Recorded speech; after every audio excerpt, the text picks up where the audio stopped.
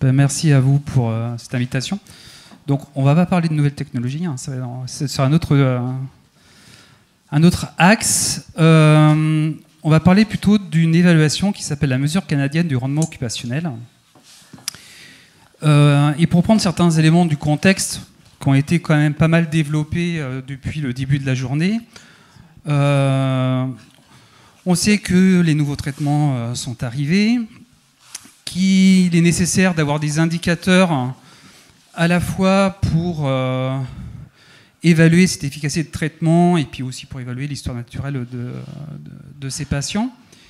Des évaluations qui sont centrées patients, donc participants, on l'a déjà dit en début dans la journée.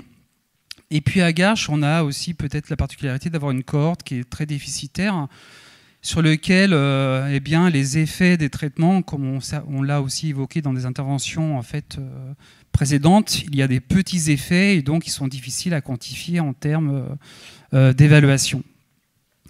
Donc on a réfléchi à cette problématique-là, à la sensibilité des évaluations, de nos évaluations, et puis on voulait aussi avoir une évaluation qui était orientée activité de vie quotidienne, c'est-à-dire quelle est en fait dans la vie de tous les jours de ces personnes-là, en fait un petit peu le retentissement de ces nouveaux traitements et comment peut-on avoir des indicateurs sur cet aspect-là. On a décidé du coup d'utiliser en fait une évaluation qui est une évaluation, comme son nom l'indique, canadienne, qui vient du Canada, qui est la mesure canadienne du rendement occupationnel, qui est en fait la traduction française de la Canadian Occupational Performance Measure. C'était une évaluation qu'on utilisait déjà en pratique courante en fait dans d'autres cadres et dans d'autres pathologies. Et on a trouvé ça intéressant de la mettre en place en fait en soins courants dès le début en fait des traitements, des nouveaux traitements donc sur Garches. Et l'idée donc de ce topo, c'est de vous la présenter. Donc je ne doute pas que certains d'entre vous la connaissent. Elle est peut-être un peu plus obscure pour d'autres personnes. Donc les objectifs de la mesure canadienne du rendement occupationnel, c'est de déterminer les secteurs problématiques de l'occupation. Alors l'occupation, on ne va pas rentrer dans les définitions parce que sinon on y passerait un petit moment. Mais pour simplifier, on va dire que c'est l'activité de vie quotidienne. Elle aide à établir en fait des objectifs pour du coup améliorer en fait la performance des personnes ou pour évaluer en tout cas la performance des personnes sur les activités de vie quotidienne et d'évaluer la satisfaction en fait de la personne vis-à-vis de cette performance. Alors en sachant que l'activité de vie quotidienne, chose importante, elle est toujours corrélée à l'environnement proche du patient. On parlait dans une intervention précédente l'histoire de l'étage avec un escalier qui a 10 marches, 8 marches. Eh bien, dans cette évaluation-là, il sera important en tout cas de contextualiser beaucoup l'environnement de la personne. Et puis, ça permet de mesurer le changement au sein de cette performance dans les activités de vie quotidienne au cours, par exemple, d'un traitement d'intervention qui peut être du coup un traitement médicamenteux, comme c'est le cas aujourd'hui. Donc, ces principales caractéristiques, eh bien, ça va établir en fait différents domaines dans les activités de vie quotidienne et donc analyser leur performance. Donc, par exemple, dans les soins personnels, la productivité, qui est, par exemple les activités professionnelles ou le travail associatif, ou à travers les loisirs. Ça inclut aussi les rôles qui sont assumés par la personne et puis les attentes qu'on attend d'elle vis-à-vis de ces rôles. Donc, les rôles au niveau participation sociale. Et puis, on va tenir compte dans cette évaluation de l'importance que la personne donne en fait à ses activités de vie quotidienne. Donc vous allez voir qu'il y a une sorte de hiérarchisation des activités de vie quotidienne qu'on établit avant que la personne commence à noter sa performance. Et puis toujours en relation avec l'environnement de la personne. Et bien sûr, comme on l'a déjà dit, donc son degré de satisfaction vis-à-vis de sa performance. Alors, l'avantage, c'est qu'elle peut être utilisée à tout âge. Donc, il y a eu une version pédiatrique, une version adulte. Elle peut être utilisée, là on parle dans le cadre en fait, des ASI, mais elle peut être utilisée dans toute catégorie en fait, de situation de handicap. Et puis, comme on l'a dit précédemment, comme c'était quand même important, on appuie le concept comme quoi les personnes, nos patients, les malades, sont responsables de leur santé et de leur évaluation de leur thérapie. Donc là, on leur donne un rôle central dans, on va dire, et acteur dans cette évaluation-là. Et donc là, on sort un peu du domaine en fait, des patients à ASI, mais dans d'autres cas, si la personne est incapable de répondre lui-même aux questions, eh bien, on peut se permettre d'avoir recours aux membres de l'entourage de la personne. Donc, les qualités métrologiques un peu de la mesure canadienne du rendement occupationnel. Donc, les supports d'évaluation sont en anglais et en français. L'outil est bien sûr validé dans les deux cas. On a une bonne sensibilité au changement. On a une fiabilité interjuge test qui est très bonne. Et pour la passation, on va avoir, on va dire, 3 grandes étapes. La première, ça va être à travers un entretien, l'identification de problèmes au sein des activités de vie quotidienne. Puis on va demander à la personne de pondérer ses problèmes en fonction de ses priorités. Et ensuite, on aura une étape de cotation sur laquelle nous allons revenir. Et puis ensuite, on peut avoir tout à fait un domaine de réévaluation au fil du temps. Et plus il y a de réévaluation, mieux c'est, puisque ça permet d'avoir les pentes, comme Madame Huirault l'avait énoncé sur la MFM, on retrouve la même dynamique ici. Donc sur l'identification des problèmes et sur ce qui est, on va dire, la partie peut-être la plus longue, la méthode, c'est un entretien semi-dirigé avec un temps moyen de passation à peu près de 45 minutes.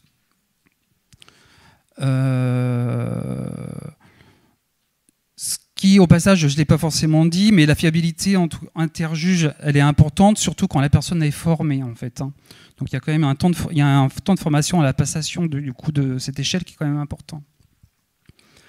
Donc temps de moyen de passation 45 minutes, et on va demander à la personne de décrire son activité quotidienne pour déterminer avec elle, en fait, si elle éprouve des problèmes de performance dans certaines activités.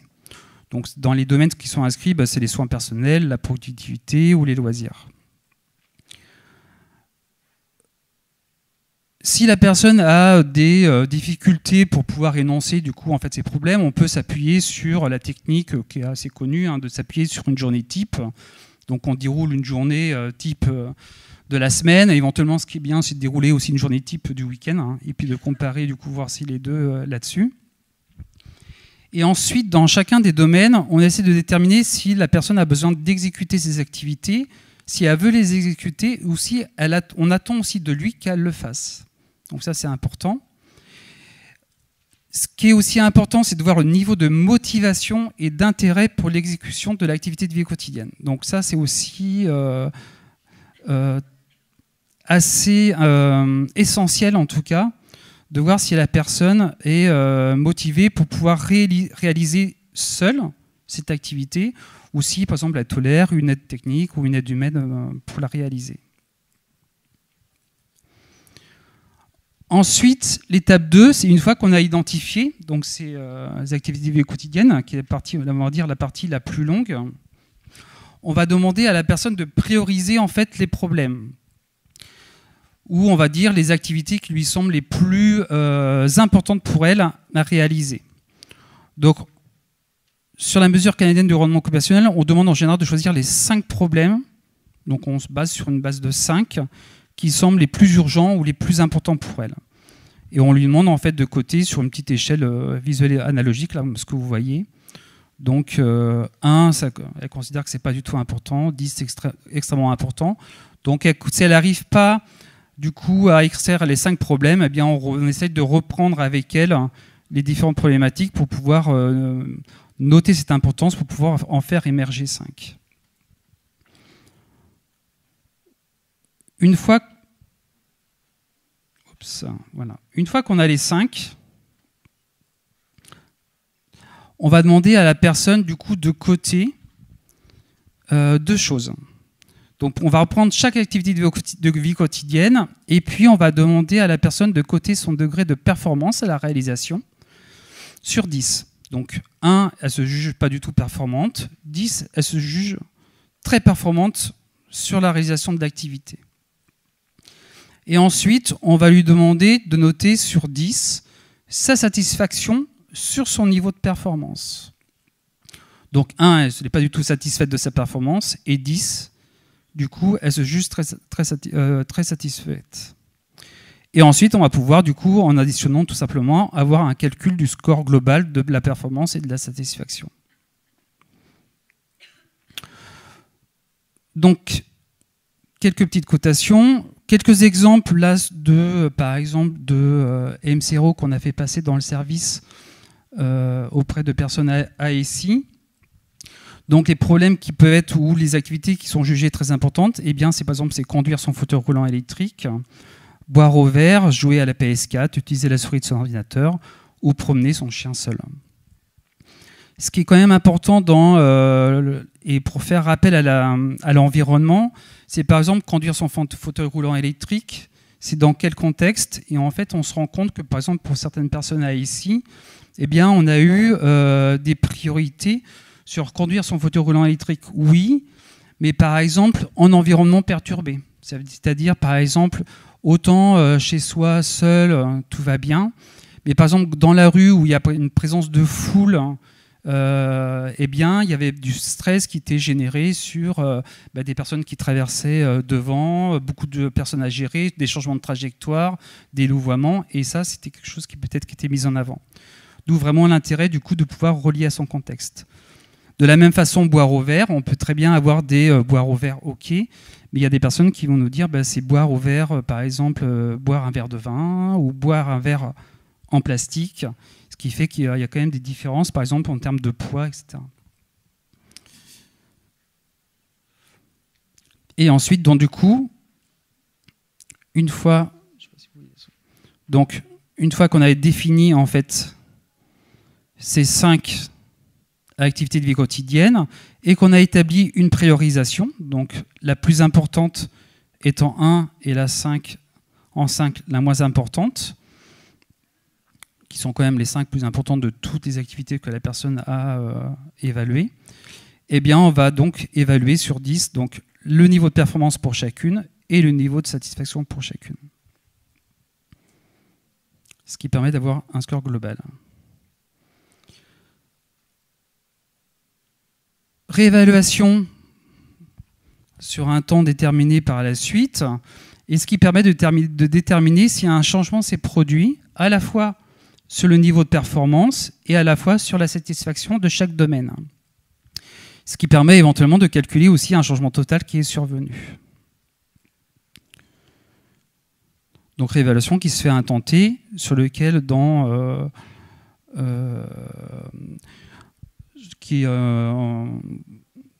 l'étude qu'on a du coup menée, dont je reviendrai tout à l'heure, on a déterminé en fait une MCRO à chaque injection. Le MCID en fait de la MCRO, c'est vrai que je ne l'ai pas évoqué auparavant. Donc ça veut dire en fait le calcul en fait du score minimum entre deux mesures qui permet de déterminer qu'il y a eu un changement fonctionnel évident, significatif entre deux mesures, est un changement de plus de 2 points, donc le score global. Donc à partir de 2 points entre 2 évaluations MCRO, à la fois que ce soit sur le rendement, sur la performance et sur la satisfaction, on considère qu'il y a eu donc du coup changement. Donc on a appliqué en fait cette évaluation dès le début en fait du traitement par une usine Hersen sur Garches. Donc on a publié du coup tout récemment, puisqu'il est encore sous presse, en fait les résultats de différentes évaluations sur une cohorte de 18 personnes donc ici sous traitement, donc avec des résultats donc entre autres MCRO. Voilà, j'en dirai pas plus parce que les résultats de ces études Ça va vous donner un peu de suspense et patienter jusqu'à demain matin. Vous sera présenté donc par notre collègue Claire demain matin. Et entre autres, du coup, vous aurez aussi les résultats de la MCRO sur cette étude rétrospective. En conclusion, parce que je vois qu'on a déjà beaucoup de retard, donc je vais aller à vite. Et ça va permettre peut-être de faire le lien aussi avec l'intervention qui suit. On entend en tout cas régulièrement une opposition entre la MCRO et la GAS, ou des interrogations en tout cas, est-ce que entre la GAS et la MCRO, lequel est mieux, etc. Alors du coup, moi j'ai une réponse assez simple, c'est qu'on ne mesure pas du tout la même chose en fait. C'est que la GAS, pour moi, elle est du coup sur l'évaluation en fait sur un geste fonctionnel, un objectif précis qui est quantifiable objectivement. La MCRO, on est sur l'évaluation subjective dans le cadre d'une activité globale en lien dans un contexte environnemental avec un ressenti patient et avec une satisfaction sur sa propre performance. On n'est pas sur les mêmes choses. Par contre, clairement, on a une complémentarité des outils qui est super intéressante. Et du coup, sur Garches, on a commencé depuis, du coup, et Noémie pourra le confirmer ici, du coup, l'utilisation en fait, de la complémentarité de ces deux outils. Et du coup, donc, on a intégré MCRO GAS, et du coup, sur un enchaînement MCRO en première intention, GAS en second, qui donne en fait une continuité, en tout cas dans les entretiens, qui est assez intéressante. Voilà, je vous remercie de votre attention.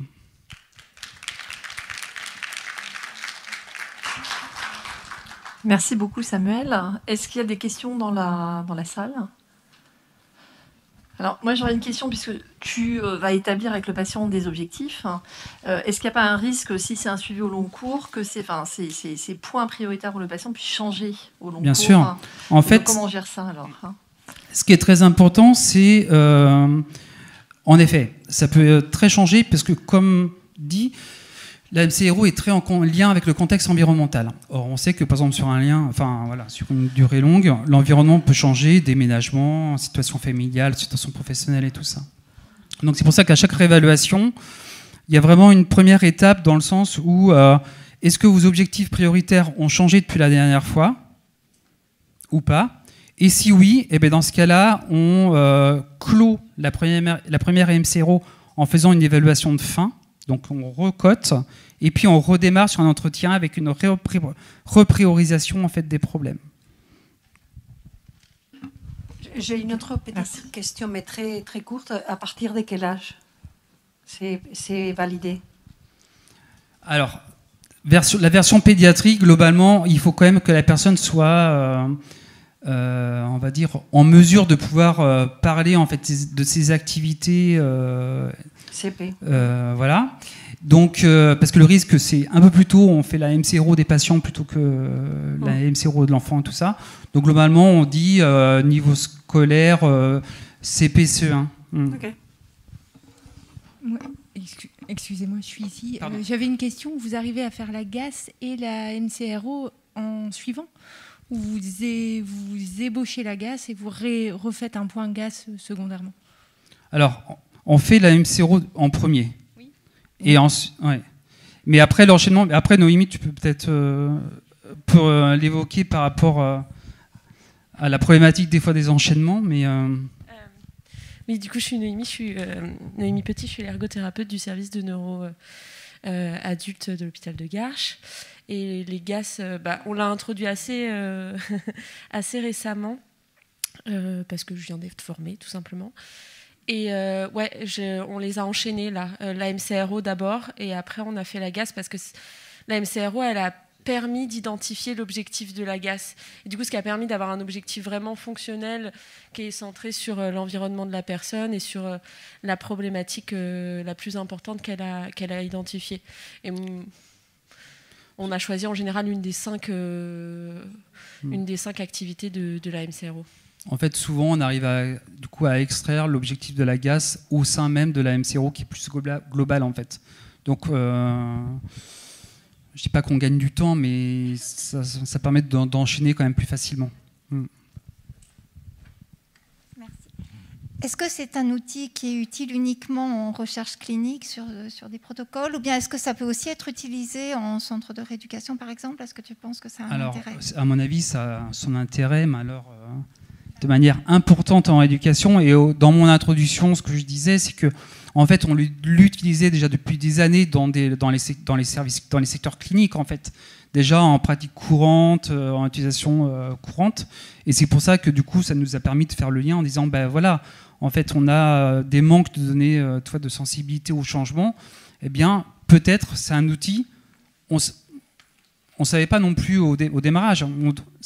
On sait qu'il y avait une certaine efficience et qu'il y avait un intérêt d'un point de vue clinique. Et on s'est dit, bah, peut-être il y a un intérêt à essayer de l'appliquer là pour pouvoir sur des changements. Et bon, je ne vais pas spoiler l'intervention de Claire demain, mais il y a eu quand même des résultats qui sont assez intéressants. Ouais.